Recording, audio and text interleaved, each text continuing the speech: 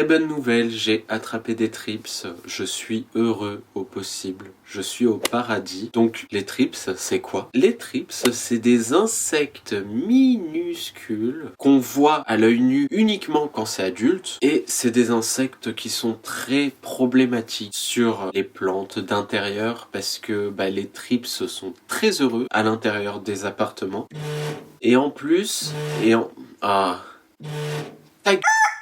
et en plus, ils ont un cycle qui est assez rapide, donc ça favorise énormément la réinfestation. Parce que ça repart très vite en fait, tout simplement. L'adulte fait de 1 à 2 mm à peu près. Ça fait comme des petites bandes qui se déplacent sur les plantes. Ça a des ailes, donc en théorie ça peut voler, mais je pense pas que ça parcourt de grandes distances. Elles peuvent se déplacer de plante à plante, hein. C'est comme ça qu'elles font dans la nature. Il y a les larves aussi qui sont blanches, voire jaunes, qui n'ont pas d'ailes. Et celles-ci, elles sont plutôt lentes. Il y a également les œufs qui sont invisibles à l'œil nu et qui sont pondus sous les tissus de la plante, donc que ce soit dans la tige ou que ce soit dans les feuilles, les deux sont possibles. C'est pondu sous le tissu, donc on peut pas le voir. Alors les espèces les plus courantes, c'est le thrips californien, le thrips américain et le thrips zébré. C'est ce qu'on va retrouver sur nos plantes d'intérieur en règle générale. Il faut savoir que c'est des insectes qui aiment pas forcément l'humidité, mais qui apprécient la chaleur, donc de 20 à 25 degrés, ils sont plus rapides dans leur cycle. Les œufs, pondus par les femelles, se développent de 2 à 5 jours, c'est leur période d'éclosion, en sachant qu'une femelle pond plus de 100 œufs. C'est énorme, voilà, je sais pas quoi vous dire. Les larves, elles, sucent activement dessous les feuilles, la sève, elles viennent vraiment à l'intérieur pomper tout ce qui s'y trouve, toutes les sèves, etc. Et il reste dans ce stade de 4 à 10 jours. Il y a la prépupe, elle reste dans ce stade 1 à 2 jours, et à ce moment-là, elle peut tomber dans le substrat. Elle a tendance, avec le vent, avec plein de choses, de tomber en bas, et elle remontera sur la feuille à l'état de pupe. Les pupes, c'est de 2 à 3 jours sur les feuilles, et elles également la sève des plantes activement, très activement. C'est vorace comme bestiole. Et les adultes, ça vit de 30 à 45 jours, ça vole, ça pond, ça bouffe, ça tue, ça massacre ta collection, tout ce qu'on aime, tout ce qu'on adore. En sachant que tout le cycle que je viens de vous décrire est ralenti à cause du froid. Donc plus il fait froid chez vous, plus c'est ralenti, plus il fait chaud chez vous, plus c'est rapide. Sur les plantes, quels sont les symptômes? On va voir tout simplement des traces argentées. Personnellement, comment je les ai vues, c'est en mettant en surbrillance mes plantes derrière, je sais pas, un flash ou peu importe. Et en fait, on voit des sortes de petites taches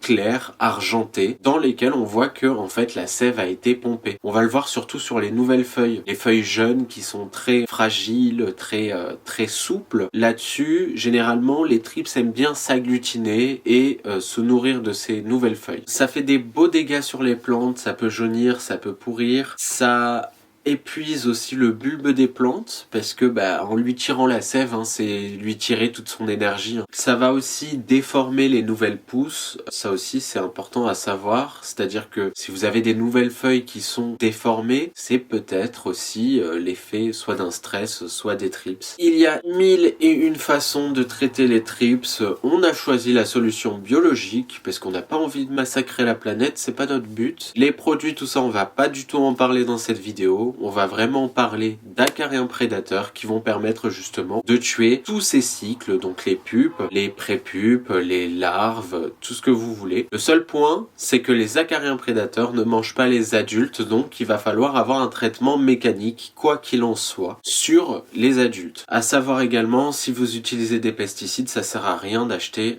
ces acariens prédateurs. Ils vont mourir, ça tue toute biodiversité, tout écosystème, tout, ça massacre tout, les pesticides. Si on peut avoir une action, que ce soit envers nos plantes ou que ce soit envers la nature, c'est bien de la mener dans ce point également. Quand on est engagé, on essaie de le faire le maximum possible. Là, c'est une solution qui fonctionne et qui est écologique. J'ai pris le kit de chez Rootsum grâce au code promo MyVeryHappySpot10 qui m'a permis d'avoir 10% de réduction. C'est bon à prendre. Sur 50, ça fait 5 € de réduction. On prend. Et dans ce kit, on va retrouver trouver des chrysopes, des cucuméris et des petites boîtes de propagation dans lesquelles on va mettre le substrat. Je vais tout vous expliquer bien comme il faut au fur et à mesure de la vidéo. Les cucuméris s'attaquent aux œufs et aux larves. Ils vont en manger à peu près 6 par jour. Donc ça fait que si vous en avez 1000, en théorie, ils en mangent 6000 par jour. Ça survit aussi grâce au pollen. Donc si vous avez des inflorescences, ça peut se nourrir aussi des inflorescences pour survivre. Donc les cucuméris, c'est des minuscules acariens beiges qui piquent et vident les œufs et les larves aussi de jeunes thrips. Et ils se diffusent entre 4 à 6 semaines. C'est vendu dans les petits sachets. Ça se présente comme ça et ça se diffuse au fur et à mesure de 4 à 6 semaines. En fait, c'est des sachets de reproduction, ils appellent ça, il me semble. Et au fur et à mesure, ils vont se développer et ils vont sortir du sachet pour aller sur les feuilles, sur les tiges, pour aller se nourrir des thrips. Donc celui que je viens de vous montrer, on le voit pas vraiment à l'œil nu. Par contre, celui-ci, là, c'est les chrysopes. Eux, on les voit à l'œil nu. Et c'est des larves qui sont très voraces et qui vont manger les thrips un peu plus gros ou aussi les larves avancées. Celui-ci, en fait, c'est une sorte de substrat, donc soit à poser directement sur les feuilles, à savoir, il faut également bien le mélanger en le tournant pour vraiment répartir de partout les insectes. Et on les met sur les feuilles et petit à petit, ils vont partir de leur substrat pour aller rejoindre les feuilles, les tiges, etc. Dans l'idéal, on regroupe les plantes. Plus elles sont regroupées, mieux c'est, parce qu'elles ne peuvent pas sauter d'un mètre à l'autre, on est bien d'accord. Donc si on regroupe, ça permet aussi qu'elles puissent se déplacer entre les endroits. À savoir, ça adore l'humidité, ça vit grâce à l'humidité. En dessous de 60% d'humidité, c'est très compliqué pour elles de survivre. Donc dans une vitrine, c'est parfait. Elles pourront même potentiellement se reproduire, parce que 90% pour 22 à 25 degrés, c'est parfait pour eux. Ça va de 20 à 25 degrés. Tout à l'heure, je vous parlais d'un traitement mécanique également. On va aller nettoyer chaque tige, chaque feuille de chaque plante qu'on a à traiter pour enlever le maximum de choses, que ce soit des larves ou que ce soit des adultes. Surtout les adultes, il faut s'assurer qu'il n'y ait aucun adulte. Comme ça, on coupe le cycle de reproduction totalement. Alors, je me vois dans l'obligation de traiter également mes bulbilles. Pourquoi ? Parce que en fait elle a des petites taches comme si on avait tout simplement sucé sa sève, et j'ai déjà vu un thrips dessus. Je sais pas si j'en ai là actuellement, je regarde. Alors déjà il y a comme je vous ai dit, des petites taches argentées. Normalement vous les voyez pas, mais je vous ai mis le flash à l'arrière et normalement vous voyez comme des petites imperfections, des sortes de petits trous. Et en fait, c'est ces trous qui montrent que ça a été sucé par des thrips. Donc ce que je vais faire avec toutes les plantes de ma vitrine, c'est que vu que je veux pas mouiller le substrat et que je l'ai mouillé il y a pas très longtemps, je vais tout simplement pchiter sur toute la tige, arrière de la feuille, etc.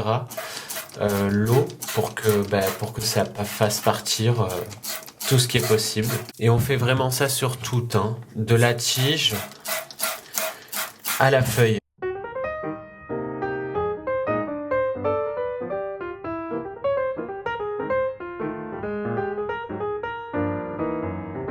Ici, on a une belle tache argentée, comme je vous ai parlé tout à l'heure. Donc c'est comme ça qu'on voit qu'il y a eu une attaque de thrips. On peut la voir des deux côtés, c'est vraiment que la sève a été sucée en fait.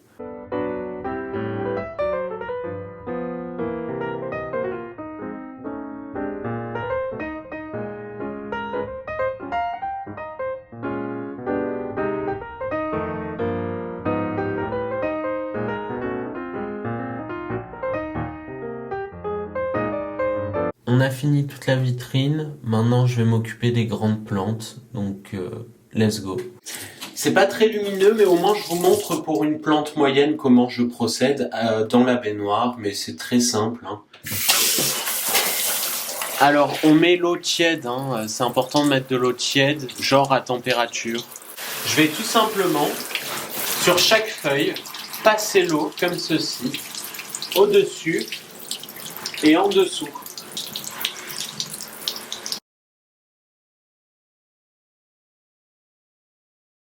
J'ai encore tout ça à nettoyer. Je vais aller le faire en off et on se rejoint quand tout est nettoyé. J'ai dû rempoter ces 3 plantes parce que Bah en fait, elle se cassait la figure par terre, donc je les ai toutes les trois mises en terreau. J'ai pu nettoyer également celle-ci, donc je les ai toutes à peu près liées. Donc en fait, ça fait un chemin jusqu'à la dernière feuille là-bas. Et c'est pareil ici, tout est à peu près lié. Pour les bulbes, j'ai fait à peu près pareil. C'est assez regroupé. Et ici, bon, c'est pas trop regroupé, mais de toute façon, chacun aura son petit sachet. Bon, je vais commencer par les plantes qu'il y a juste là. On va le faire ensemble. Je vais mettre les petits sachets, je vais vous montrer. Je me suis sali, mais toucher à l'eau plus des plantes à un moment donné, on est forcément tout sale. Pour les grandes plantes, en théorie, on est censé en mettre 2 à 3. Voilà, 1 à 3 en vrai. Mais l'idéal c'est 2. Donc c'est vendu par sachet de 2 comme ça. Donc on les sépare. Hein. Enfin, c'est pas vendu par sachet de 2, non, je dis n'importe quoi.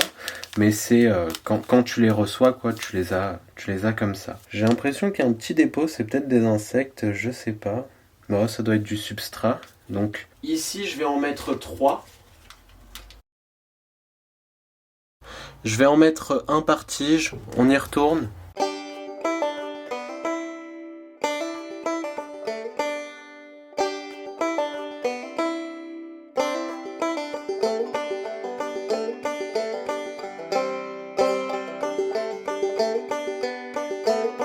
On va appliquer ça, je vais voir si je le mets dans les box. En tout cas, comme on m'a dit, il faut mélanger.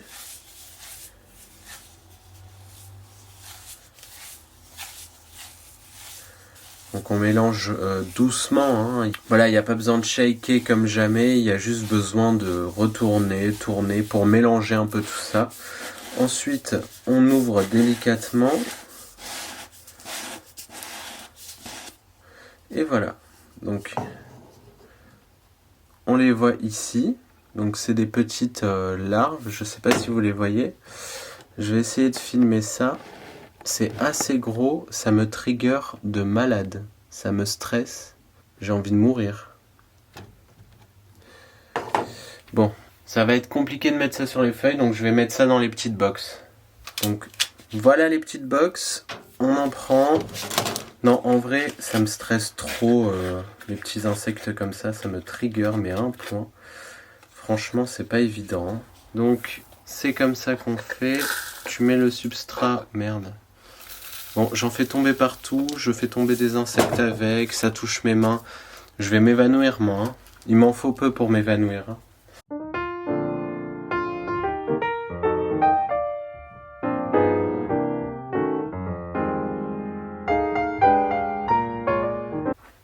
Bon, on a fini pour ici. On va en mettre de l'autre côté. Donc pour la vitrine, vous ne me verrez pas énormément, c'est pas grave. Ce qui nous intéresse, c'est ce qu'il y a là. Donc on va mettre ici, comme on a fait tout à l'heure, sur les grandes, mais ici.